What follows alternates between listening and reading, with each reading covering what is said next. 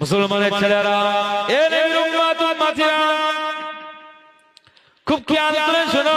আল্লাহ নবী দিন ও দুনিয়ার বাদশা হাবিবুল্লাহকে, নবী জনাবে মুহাম্মদ রাসূলুল্লাহকে সাল্লাল্লাহু আলাইহি ওয়াসাল্লাম অপেক্ষা করছেন। জিবরিল আমিন আলাইহিস সালাম তিনি আযান দেওয়ার পরে দেখলেন কেউ মিহরাবের দিকে যায় না, আর আকা মাওলা রাসূলুল্লাহ সাল্লাল্লাহু আলাইহি ওয়াসাল্লাম অপেক্ষা করছেন।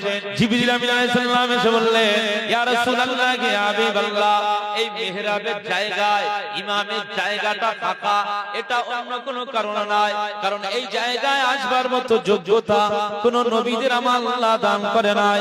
অন্যান্য নবীদের মর্যাদা, সম্মান, ইজ্জত আমার আল্লাহ দিয়ে দিয়েছে ঠিকই, কিন্তু আপনার মতো মর্যাদা, আপনার মতো ইজ্জত, আপনার মতো সম্মান না, না, না, এই জায়গায় আজকে ইমামের যোগ্যতা একমাত্র আমার আল্লাহ আপনাকে দান করে দিয়েছে।